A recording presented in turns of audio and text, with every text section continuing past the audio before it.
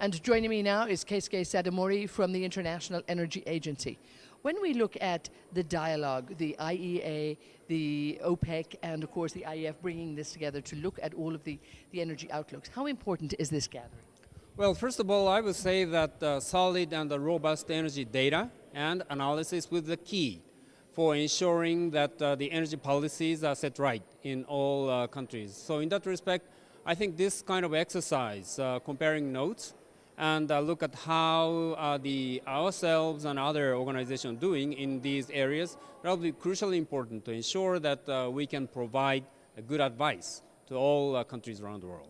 Now, of course, at this gathering, we have people from around the world. There's a lot of people from the US, from China, from indeed all countries, from institutions, from investment bankers. Again, how important is the data for all of these people when they're making their decisions, and again, how they coordinate this dialogue here at an event like this?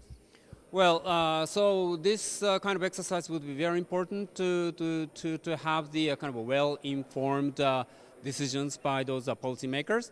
And also, I really appreciate this kind of a diversity, not only in terms of the regions, but also in terms of various kind of the categories of people getting together here. And again, when we look at the outlooks, you, of course, at the IEA, a lot of work goes into this. OPEC, a lot of work goes into this too.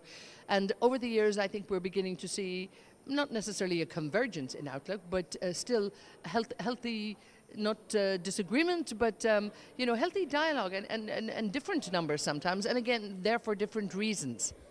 I think there are differences in the details, but overall, when we look at those reference scenario kind of analysis, we are seeing the more or less those analyses by various organizations are they well aligned with each other, I would say. So of course, but at the same time, I think it's really important to discuss and see where those differences are coming from. And this we need to continue this kind of exercise going forward. And what do you feel are the concerns people have? What are the people talking about? What do they really want to know? When we look at 2019, what is everybody else concerned about in terms of the detail they really know? Well, for instance, in terms of the kind of a liquid hydrocarbon demand, we'll be seeing the very increasing share of demand growth in petrochemical sector, for instance. So in that respect, some of the differences are coming from what to do with this natural gas liquid type of the liquid hydrocarbons. So I think it's really important to see that the IEA is doing this and OPEC is dealing with this. So yeah, that's one of the kind of examples of differences among us. And ultimately, of course, too, this is all really looking at the producer-consumer dialogue. This is at the very heart of where this is. And that, I would imagine, for you is still so important, for the future of both organizations.